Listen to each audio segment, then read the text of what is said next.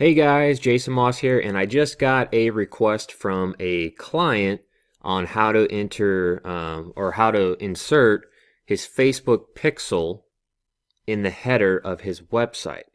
Okay, now that can be somewhat difficult to explain to somebody because, and we're talking about a WordPress website, and the thing is, every theme is a little bit different on where you insert the header code or a body code or a footer code, something like that. Okay, so giving directions to somebody when you don't know their theme or how it's designed or how it works can be very difficult, but there is a very easy way to do it. Okay, this is how you do it.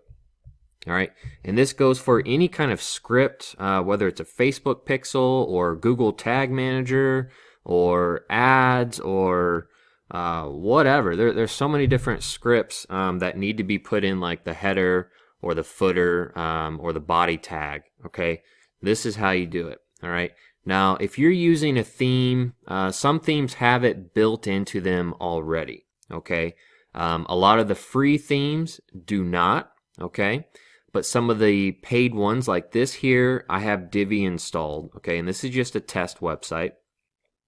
But let's go back to the dashboard. Inside of Divi, if you go to theme options, okay, and like I said, every theme is a little bit different. But if you go to, I forget where they put it. Oh, integration. Of course, you're integrating with other things. Duh. If you go to the integration tab in the theme options of Divi, they give you the option right there to drop in your header tag, or header code, I should say, body codes, to put there, and then a few other options as well for, like, if you're putting Google AdSense or something like that, whatever it might be. So Divi gives you options on that. Other themes give you options as well built directly into their theme. But if you cannot figure it out, there is a very handy plugin that works wonders. I use it on a lot of different sites because some of even my paid themes don't have those built-in options, okay, to drop some codes. All right, so you're going to come over to plugins. All right, you're going to hit add new. All right, and there's a plugin. Just go over here and search insert headers. Okay, and this is it right here. It's very popular, 1 million installations. Go ahead and hit install and then activate it.